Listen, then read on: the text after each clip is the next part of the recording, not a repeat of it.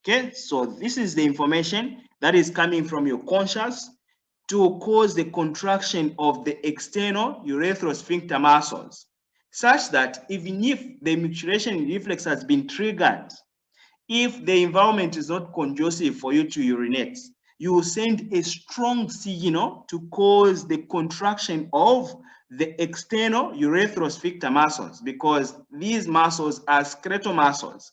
So because they're skeletal muscles, you have control over them. You are able to control the contraction and also inhibit the contraction. That will bring about relaxation of these skeletal muscles. So in simple terms, when the receptors are stimulated, there is sensory action potential.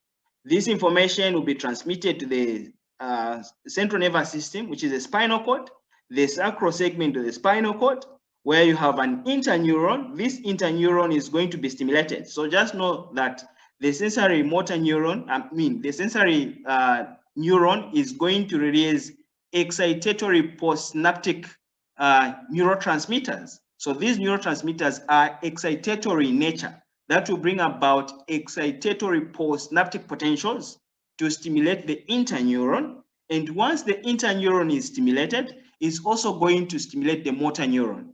And these motor neurons, overall, they will go and innervate the structures, the detrusor muscles and the internal urethral sphincter muscles.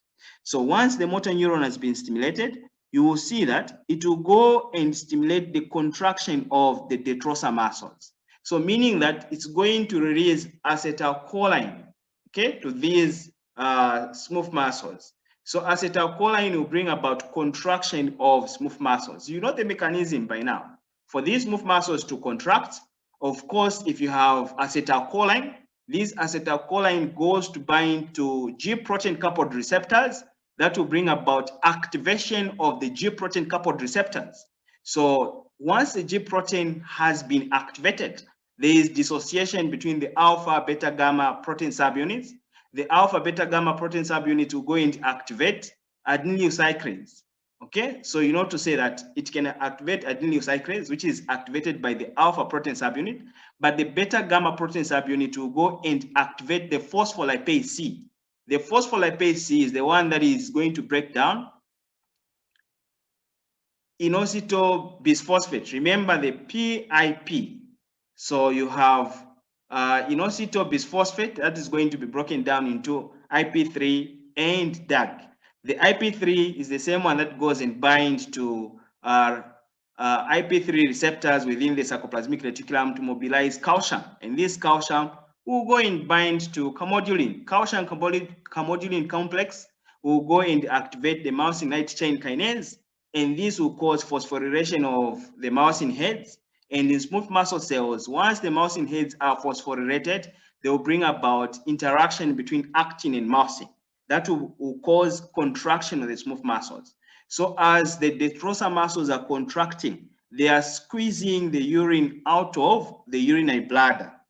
At this point, there is also innervation to internal urethral sphincter muscles. So the internal urethral sphincter muscles is going to be inhibited. So there will be inhibition. So once it has been inhibited, they will relax. That will open now this passage. Then urine will move into the urethra. Then at the end there, depending on the situation, if by this time the environment is conducive for someone to urinate, you find that you also send some information to cause relaxation of the external urethral sphincter muscles. And then they are going to relax. Urine will be exposed to the outside, the voiding of urine now to the outside world. Okay, so that's the reflex. But sometimes just looking at these diagrams, it doesn't make sense. So just a bit of information. So like I said, there are action potentials that are generated by stretch receptor. So once the stretch receptors are stimulated, they are going to generate an action potential that will be propagated via the sensory nerve fiber. So later on, they will stimulate the smooth muscle lining the bladder, which are called detrusor detrusor smooth muscles. So they're going to be stimulated to contract. Then there will be relaxation of the internal urethral sphincter muscles. So the internal urethral sphincter muscles is going to relax. When that happens, you know to say that on top of that, the stretch receptors also send action potentials to the pons. So in as much as it's causing micturition reflex, there is a bit of information that is coming from the stretch receptors that is sent to the higher center, to the pons, to say that the bladder is full. So that now it tells you're conscious. So, and then you feel the edge. You become aware that you want to urinate. Why? It's because the stretch receptors, they are also sending signal to the pons or to the higher center. So I'll take you back a bit. So you can see this sensory neuron that is forming a synapse with the interneuron at the level of the sacral segment of the spinal cord. There is another fiber that is projecting to the pons. So this one is the one that will tell your conscious to say the urinary bladder is full. So you need to go and urinate. So you need to make that movement to say if it's okay to urinate. Then from the pons, you send a lot of information to the external sphincter muscles to say the environment is okay for you to urinate. So when you go to the toilet, you're going to send an inhibitory information to the external sphincter muscles that will cause relaxation of the external sphincter muscles. Then you are able to urinate. Otherwise, if the environment is not conducive, it's not okay for you to urinate, you have also information that is coming from the pons to cause contraction of the external urethral sphincter muscles, because the internal urethral sphincter muscles, you don't have control over it. It's just automatic, but you have control over the external sphincter muscles.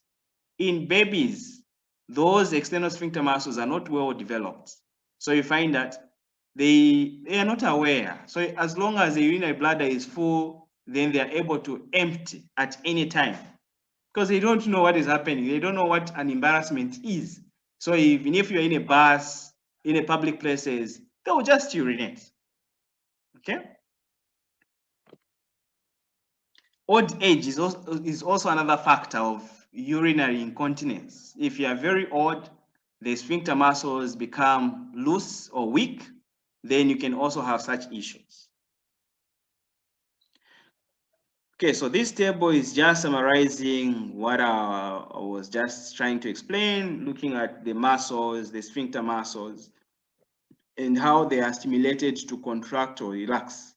So you have the muscle here, and the different type of muscles that are involved here. We have the detrusor muscles, which are smooth muscles in nature. We have the internal urethral sphincter muscles, which are also smooth muscles. So you don't have control over these smooth muscles. They are controlled by autonomic nervous system or reflexes. Then we have the external urethral sphincter muscles, which is skeletal muscle in nature. So here, because it's innervated by somatic motor neurons, so you can control them by your conscious. Then the innervation, so the type of innervation to the detrusor muscles, we have the parasympathetic. So the parasympathetic is going to cause contraction of the detrusor muscles. So you have release of acetylcholine. It will bring about contraction of the detrusor muscles. So during feeling, they need to be inhibited. So you find that when the bladder is just filling with urine, the parasympathetic, it's inhibited because if it has been stimulated, it will cause contraction. So you need to fill with blood, with urine. So you find that it will be inhibited during feeling. But during the reflex itself, the micturition reflex, they will be stimulated so that they will bring about contraction of the detrusor muscles. The internal urethral sphincter muscles, they are innervated by the sympathetic. So the sympathetic, they are going to cause contraction. So if you don't feel like urinating and also the volume of urine is not reaching the threshold, you will find that the sympathetic will cause contraction of the internal urethral sphincter muscles. So during feeding, they are stimulated so that you don't urinate. So these sympathetics, they are going to sympathize with you so that you don't urinate on your own. You don't urinate on yourself.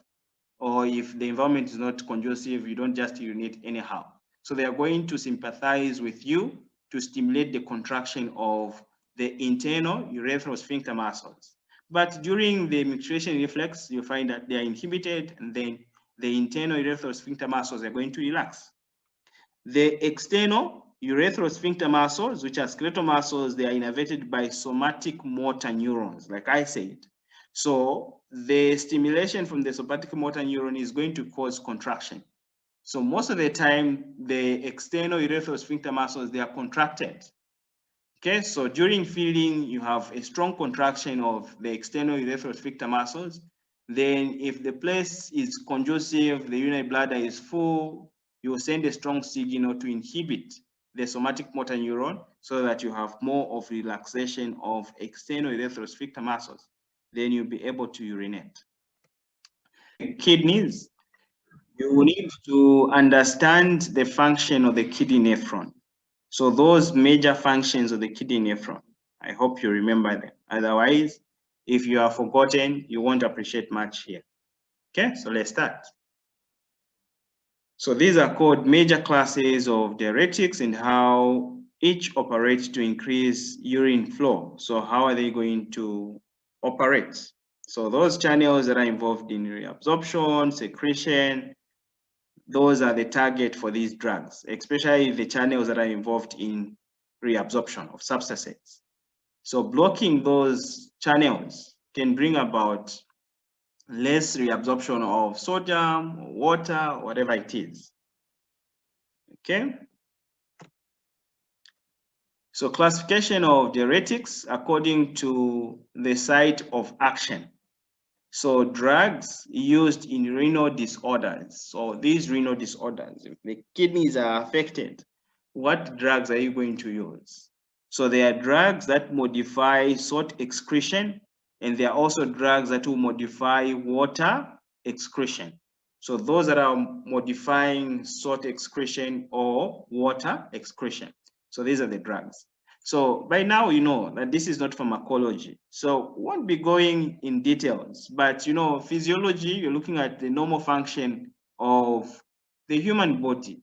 So once you know the normal function, you can bring some aspect of applied physiology by looking at certain diseases and also how the drugs they are going to operate, but we don't go in details. So there are those drugs that are operating on the proximal convoluted tubule. For instance, the carbonic anhydrase inhibitor. I'll explain how it operates there. Then we have loop diuretics. These are working on the loop of Henle, so they are called loop diuretics. Then we have those that are operating on the distal convoluted tubule, the thiazides. So the thiazides are operating on the distal convoluted tubule. Then in the collecting tubule, we have the potassium-sparing diuretics. So the potassium-sparing diuretics, they are operating on the collecting tubule. Then we also have osmotic diuretics or diuretics. So these osmotic diuretics, they are operating on the kidney nephron itself. So it's just general. So you find that they can modify salt excretion. They can also modify water excretion. So they are called osmotic diuretics. Then we have ADH, antidiuretic hormone, agonist, and also antagonist.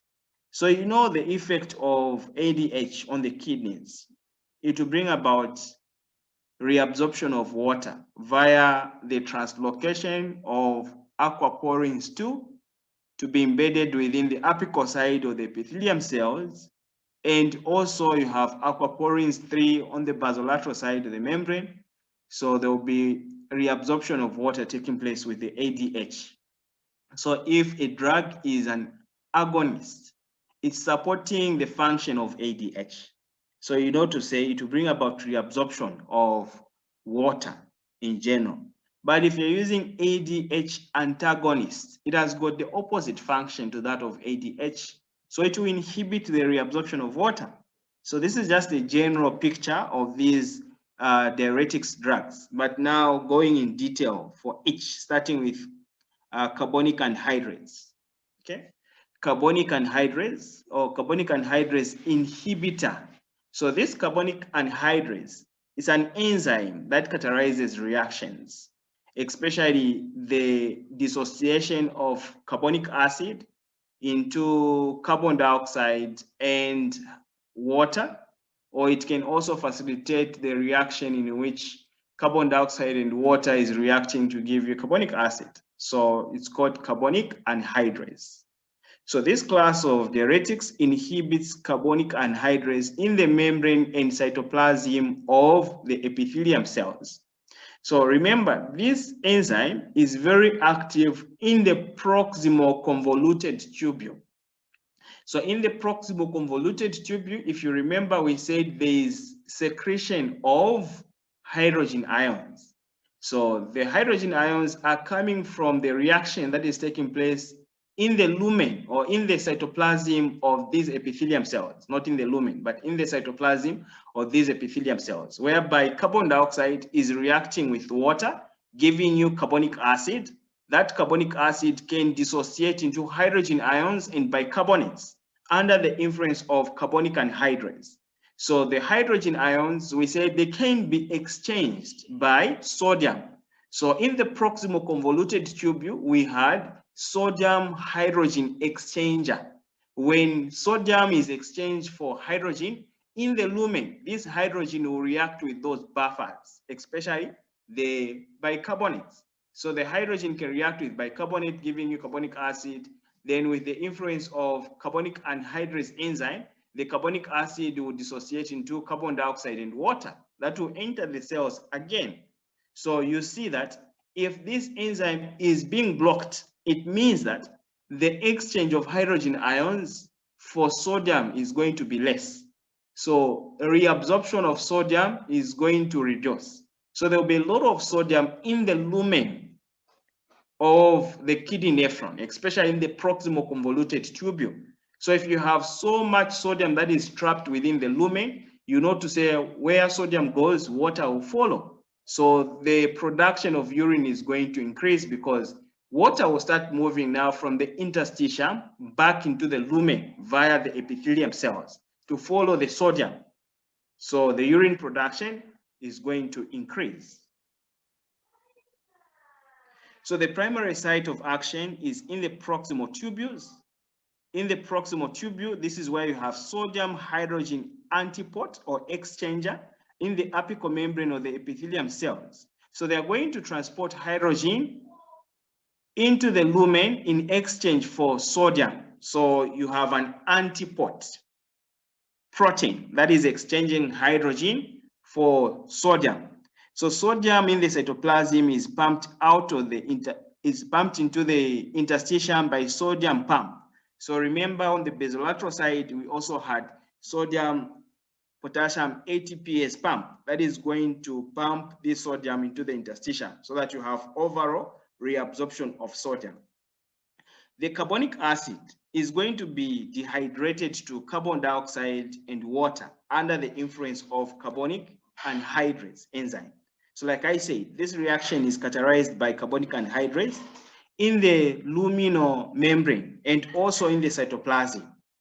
Okay, so let me just show you the diagram and explain what is happening here from the diagram. Sometimes these notes are crowded, you can't even follow. So let's use the diagram for you to understand more or to enhance your understanding. So this is the enzyme that I'm talking about, the carbonic anhydrase enzyme. So this carbonic anhydrase enzyme is on the apical side of the epithelium cells and also in the cytoplasm of these epithelium cells. So this is a proximal convoluted tubule. So on this side, you have the lumen where the urine is passing or flowing. On the other side, you have the interstitium. Then you can also have peritubular capillaries that are involved in the reabsorption of water and electrolytes. So on the apical side of the membrane, we have sodium hydrogen antiporter protein or an exchanger. So it's going to exchange the hydrogen ion for sodium. So you see that these hydrogen ions that are being pumped into the lumen, they are going to react with the bicarbonate. Why? We say that if the pH of the lumen is below 4.5, that is the limiting pH for sodium hydrogen exchanger, it's going to stop working. So much of this hydrogen ion, we said they're going to react with the bicarbonate and other buffer systems so that the pH doesn't go below 4.5. So this enzyme, the carbonic anhydrase, is the one that is facilitating this reaction, whereby the bicarbonates are reacting with the hydrogen ions, giving you carbonic acid. The carbonic acid is very unstable. It's going to dissociate into water, H2O, and carbon dioxide. So water and H2O, water and carbon dioxide can pass through the phospholipid bilayer to enter the epithelium cells. So within the epithelium cells, they can also react under the carbonic anhydrase, giving you hydrogen ions and bicarbonates. The bicarbonates will be exchanged for sodium. Then some of the sodium will be exchanged for potassium. That's why you have sodium, potassium, ATPase pump, so that you have overall reabsorption of sodium. So now, if this enzyme is inhibited, what happens? Within the cells, it means that this reaction, whereby water is reacting with carbon dioxide, is not going to proceed. So you're going to have less hydrogen ions to be pumped or to be exchanged for sodium. So there will be no hydrogen ions to be exchanged for sodium.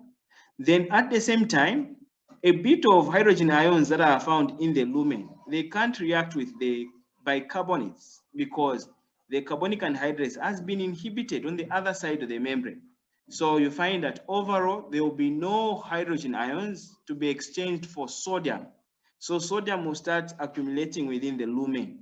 So if sodium is accumulating within the lumen of the proximal convoluted tubule, then even water will follow. So overall, there is movement of water molecules from the interstitium of the cells. Remember, the epithelium cells, they are separating the interstitium from the lumen of the kidney nephron. So now water will follow. So the production of urine is going to increase. That's why they are called diuretics drugs. So this is a carbonic anhydrase inhibitor. Okay? So we are done with that. Moving on to osmotic diuretics. So the osmotic diuretics, from the name itself, it will have an effect on osmosis or osmotic gradient. So some of these are, so for instance, you have glycerin, isosorbate, and also isosorbide, and also mannitol and urea. So these are some of osmotic diuretics. So glycerin or glycine, an example of glycerin. So glycerin, isosorbide, and also mannitol, urea. These are called osmotic diuretics. What do they do? If you give an overdose of some of these substances, they will create osmotic gradient in the lumen of the kidney nephron. So the osmotic diuretics are substances to which the tubule epithelium cell membrane has limited permeability. So if you give them, they will be filtered by the glomerulus, they will go into the lumen of the kidney nephron, but there are no mechanisms that are involved in reabsorption of these substances. So they will remain within the lumen. So because these are the substances that are creating solute concentration within the lumen, they will start attracting water molecules. They will create the osmotic gradient to allow water to move from the interstitium into the lumen. Okay, so if you give a larger dose of mannitol, urea, isosorbide, or glycine, you'll find that it's going to create the osmotic gradient. So this is a force now that will facilitate movement of water molecules from the interstitium into the lumen or the kidney nephron. The urine production will increase. Okay, so in case of edema, you can use such drugs. If there is edema, maybe generalized edema or is localized edema, any form of edema, you can use some of these drugs. Okay. So the primary site of action for osmotic diuretics are the loop of Henle and the proximal convoluted tubule. So the proximal convoluted tubule and the loop of Henle. But for carbonic anhydrase inhibitor, the site of action is mainly the proximal convoluted tubule. So you need to understand the mechanisms. So here they are. So these are called poorly reabsorbed solutes or osmolytes. So if you give them in larger quantities, they're not going to be reabsorbed. So they will create the osmotic gradient. The concentration of these osmolytes is going to be higher within the lumen. That will now force the movement of water molecules. So you can see the movement of water molecules from the interstitium into the lumen. Then there will be production of hypotonic urine because the volume of the urine is going to increase. That will cause dilution of the solids. There will be hypotonic urine, larger volume of urine that will be produced. Okay, so we move on unless if there's a question so far. If not, we proceed. So now let's look at loop diuretics. So the loop diuretics, these are the ones that are operating on the loop of Henle, especially the thick ascending limb of loop of Henle. So some examples of loop diuretics, these are the most common ones that are used because the efficacy of these drugs is very good. So if the efficacy of the drugs is very good, why is the efficacy good for loop diuretics? Is because if you are using the drugs that will have an effect on the proximal convoluted tubule, beyond the proximal convoluted tubule, you have other mechanisms that can compensate for that effect of that drug.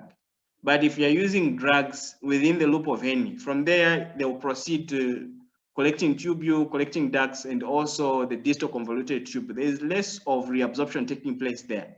So you find that the efficacy of these drugs are good. So examples of loop diuretics, you have furosemide, bemetanide, torsemide, ethacryonic acid. So ethacryonic acid, these are examples of loop diuretics. So how do they operate? So they are operating on the loop of Henle, especially the thick ascending. What channels are there predominantly that are involved in reabsorption? We say this is where you have sodium 2 chloride, potassium transporter proteins. So they are going to inhibit those transporter protein, which is a co-transporter protein. So the loop diuretics inhibit reabsorption of sodium chloride, potassium chloride by inhibiting sodium potassium 2 chloride symporter in the luminal membrane or thick ascending limb of loop of Henle. So this is where they're going to operate from. They are going to block the sodium 2 chloride potassium symporter protein that is found on the luminal membrane of the thick ascending limb of the loop of Henle. So as the thick ascending limb of the loop of Henle is responsible for the reabsorption of about 35% of filtered sodium, and therefore they are very significant. So you find that there are no significant downstream compensatory reabsorption mechanism. What I mean is, after the thick ascending limb of loop of Henle, there are no significant downstream compensatory reabsorption mechanism that are involved for reabsorption of sodium. So if they are being inhibited here, you find that much of the sodium will be in the urine because there are no compensatory reabsorption mechanism after the thick ascending limb of loop of Henle. So the loop diuretics are highly the efficacy, like I say, the efficacy, it's very good, this lecture. So we've looked at the function of the loop diuretics, of which I've given you example like furosemide, torsemide, all those. They are working on the thick ascending limb of loop of Henle. So they are blocking the sodium 2 chloride potassium channels. So if those sodium potassium 2 chloride channels are blocked, it means that there will be no reabsorption of sodium, there will be no reabsorption of chloride in potassium, or maybe let me say there will be less reabsorption of those electrolytes. So the concentration of electrolytes will increase within the lumen of the kidney nephron. If the concentration of these solutes is increasing, it will cause movement of water molecules to move now from the interstitium into the lumen. So the production of urine is going to increase. So you'll be excreting a lot of or larger volumes of urine. So in case of edema, you want to to dehydrate the patient. If there is edema, it simply means there's excessive accumulation of fluids. So you need to remove some of these fluids. So you can take advantage of these drugs. Okay, so with that, now we move on to thiazides. So we have a number of drugs which are classified as thiazides, and these thiazides, they operate on the distal convoluted tubule mainly. So they're going to block the sodium chloride channels. Those are the ones that are found there. So some examples of thiazides, we have bendroflumethiazides. So we have bendroflumethiazides, chlormethiazides, hydrochloromethiazides, chlorothalidone. We also have metolazone and also quinethazone. So these are some of the drugs that are operating on the distal convoluted tubule. They are called thiazides. Okay. So what do they do? Like I've already mentioned, that they are going to inhibit the sodium chloride symporter. So the sodium chloride channels are inhibited.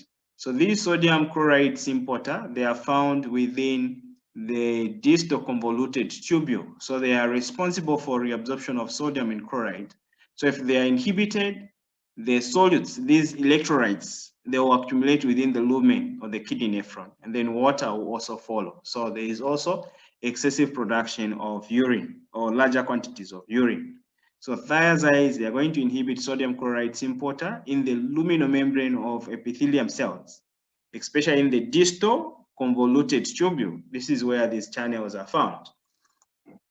So these thiazides, since they are inhibiting sodium chloride reabsorption in the distal convoluted tubule, and they have a small effect on sodium chloride reabsorption, because much of the reabsorption of sodium chloride is taking place within the proximal convoluted tubule and also within the loop of Henle.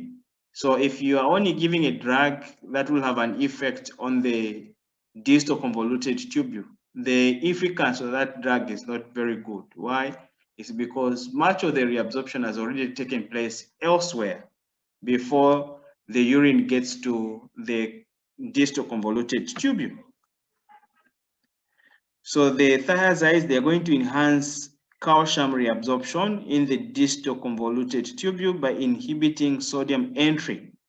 So if sodium is inhibited, then you find that reabsorption of calcium is going to be facilitated, because you also have sodium calcium exchanger in the basolateral side of the membrane. So I'll explain using this diagram here what is happening and why calcium reabsorption is being facilitated.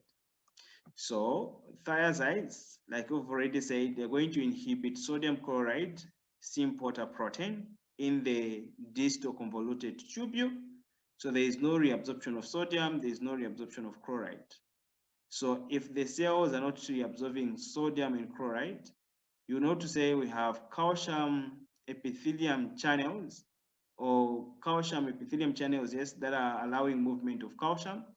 Because the cells are not internalizing sodium, the cells will start internalizing a lot of calcium. Then the concentration of sodium is going to decrease in the cells. Why? It's because in as much as you are not pushing calcium into the epithelium cells, you still have the active sodium potassium ATPase pump that is pushing sodium to the outside, introducing potassium. So you find that the concentration of sodium is going to decrease here. That is going to facilitate the sodium calcium exchanger, because now some of this sodium will start moving into the cell in exchange for calcium. So overall, you have reabsorption of calcium because you're using more of thiazides. So it means that the side effects of thiazides is hypercalcemia, because you are saying if you're using these thiazides, they are going to facilitate reabsorption of calcium. So in as much as you are not reabsorbing sodium, but there is a lot of calcium that is being pushed into the body. So this calcium, if the concentration of calcium is increasing, it will cause hypercalcemia. That can also bring about other neurological clinical signs. Okay, so that is the function of thiazides and how they are going to enhance the production of urine. So they are inhibiting the reabsorption of sodium and chloride at the same time. Okay, then we also have potassium-sparing diuretics. So these potassium-sparing diuretics, it means that they are going to spare the potassium. Remember, in the distal convoluted tubule, the collecting tubules and the collecting ducts, you can have exchange of sodium for potassium, especially under the influence of aldosterone. So you have certain drugs that will spare the potassium so that you don't exchange that potassium for sodium. So some of these drugs are amiloride and trimethyl drug. So these two drugs, they are going to block sodium channels. So mainly they are specific to block the sodium channels. Remember the two types of cells, the intercalated cells and the parietal cells that are found within the collecting tubule and the collecting ducts. So within those cells, you have sodium channels that are responsible for reabsorption of sodium. So if they are being blocked, sodium is not going to be exchanged for potassium. So they are called potassium-sparing diuretics. So the amiloride and trimethyl inhibit the sodium channel in the lumen, in the luminomembrane of the collecting tubule and the collecting ducts, like I've already said.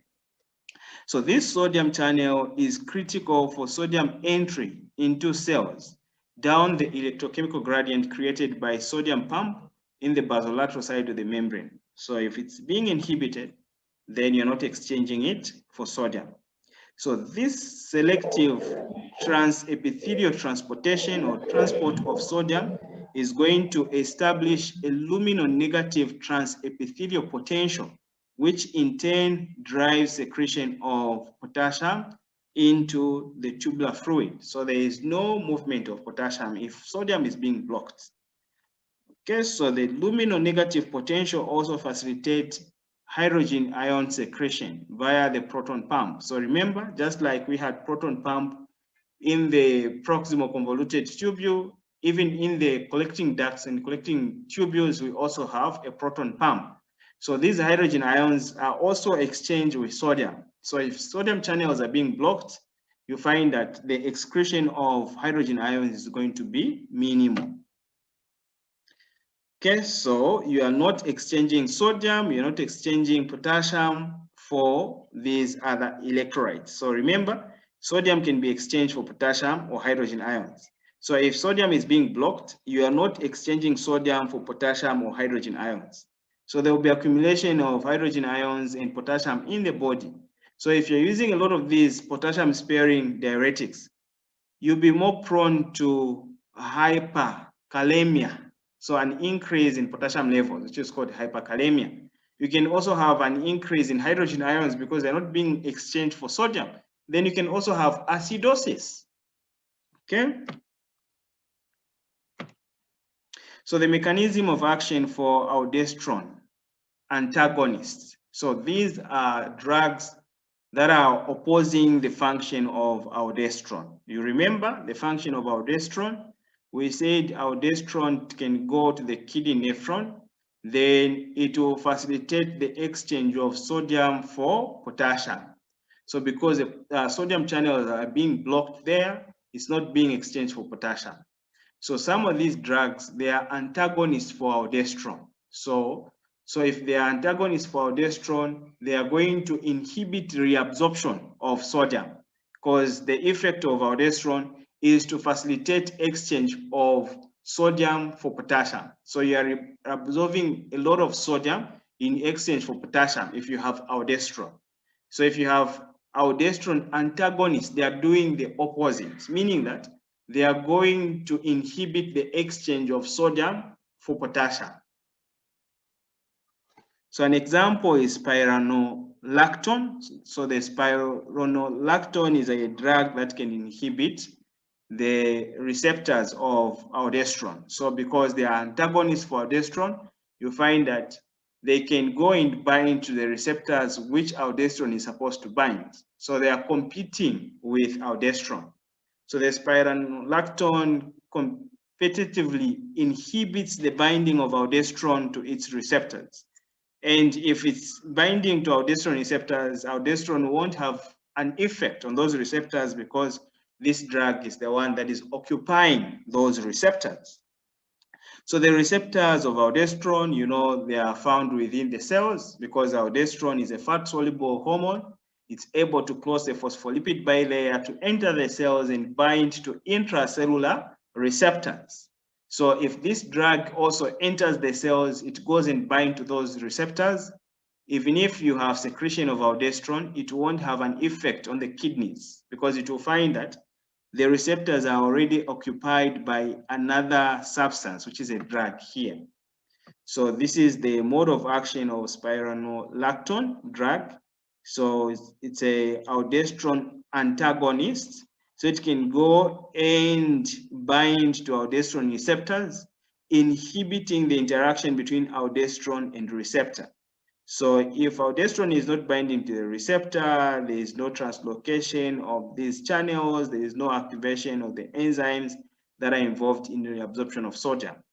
So sodium won't be exchanged for potassium. So you can see the exchange of sodium and potassium here in the principal cells, and then you also have exchange of sodium for hydrogen ions within the alpha intercalated cells because you have this proton pump that can pump hydrogen ions.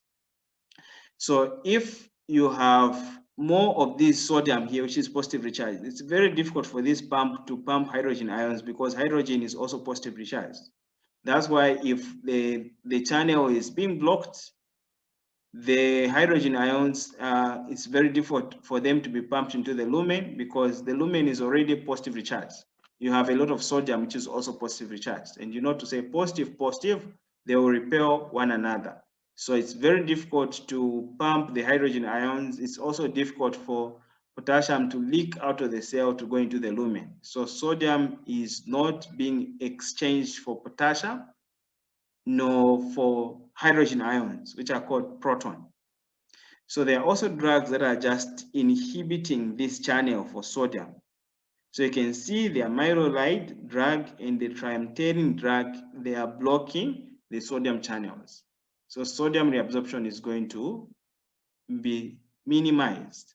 Much of the sodium will be trapped within the lumen, then water will follow. There will be more production of urine.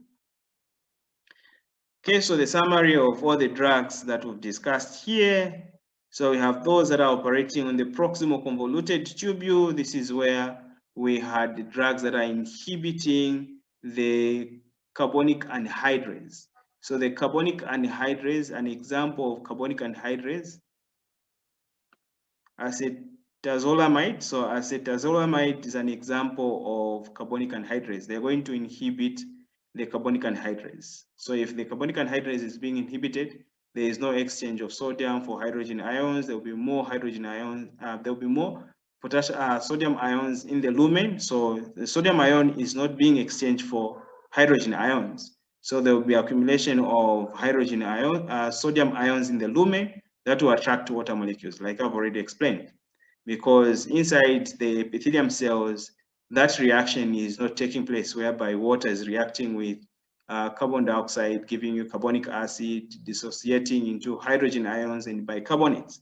Then on the luminal side, the hydrogen ions, they're not reacting with bicarbonates. So you find that the hydrogen ions are not there to be exchanged for sodium.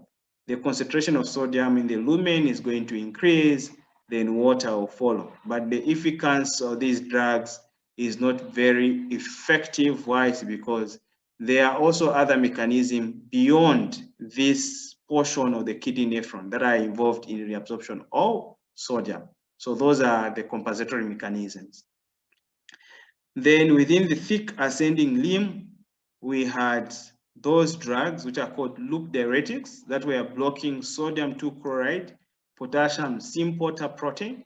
So once this protein has been inhibited, it's a channel, there is no reabsorption of sodium, chloride, and potassium. The accumulation of these electrolytes will cause concentration of solutes is going to be high, the osmotic gradient is going to increase, then water will move from the interstitium into the lumen, more production of urine.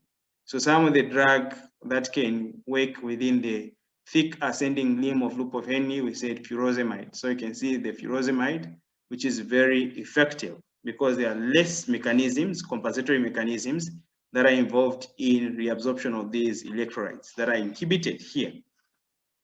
Then early distal parts of the distal convoluted tubule, we also have a channel which is called sodium chloride channel. It can be inhibited by thiazides. So we have different examples of thiazides that are inhibiting sodium chloride channel. So if sodium chloride channel is inhibited, there's no reabsorption of sodium and chloride, or there's less reabsorption of sodium and chloride, the concentration of these electrolytes is going to increase in the lumen, water will follow. Okay. Then in the late distal convoluted tubule and also the collecting ducts, we say that we have sodium channels, you have potassium channels, then we also have calcium channels. So the two drugs that were blocking the sodium channels, we have amyloid that is blocking there, and trimethylene is also blocking there. Then we had another drug that was inhibiting the effect of aldosterone, which is called aldosterone antagonists. So the aldosterone antagonists, we have spironolactone. The spironolactone is inhibiting the interaction between aldosterone and the receptors. Okay. Then in the intercalated cells, the hydrogen proton pump, they are inhibited because in the lumen you have a lot of sodium, which is positively charged. So the movement of hydrogen, which is also positively charged into the lumen, is somehow inhibited. So you are not exchanging the hydrogen ions with sodium. You are also not exchanging sodium with potassium. So these drugs are called potassium-sparing drugs. An example, amyloid, trimethylene, and spironolactone. This table is more of the same comparing to the previous slide. So we have the type of diuretics, the examples, the site of action, and the mechanism. So the carbonic anhydrase inhibitor, acetazolamide is an example, is operating on the proximal tubule, is inhibiting the activity of carbonic anhydrase. So it's inhibiting the activities of carbonic anhydrase. The osmotic, an example is mannitol. They are operating on the loop of Henle in the proximal tubule. They are creating osmotic gradient. So you have osmotic action to pull water from the interstitium into the lumen.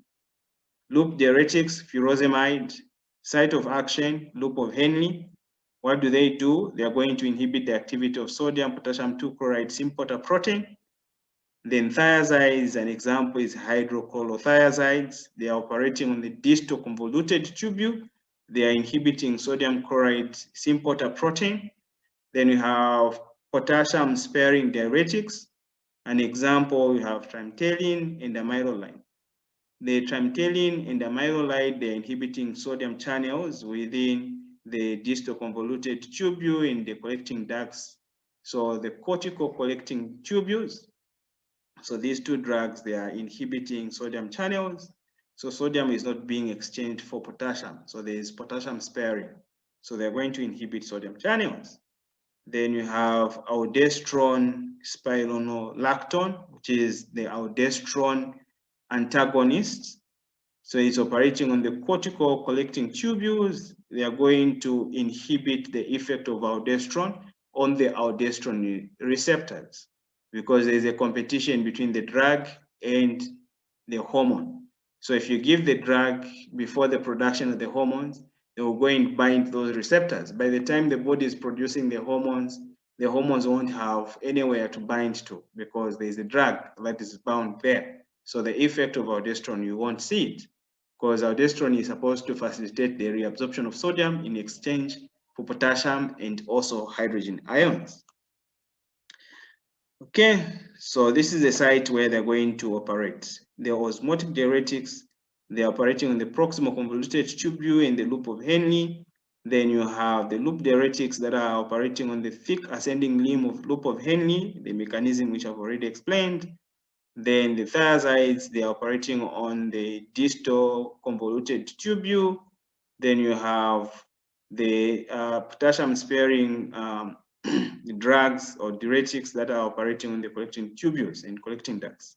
So you can see the amylolide and also triamterene that is inhibiting the function of sodium channels. Then you have spironolactone that is an inhibitor to the effect of aldosterone. So it's going to inhibit the effect of aldosterone. The production of the urine is going to be more, you'll be producing more of hypotonic urine, which is diluted urine. And that's the end on these drugs. So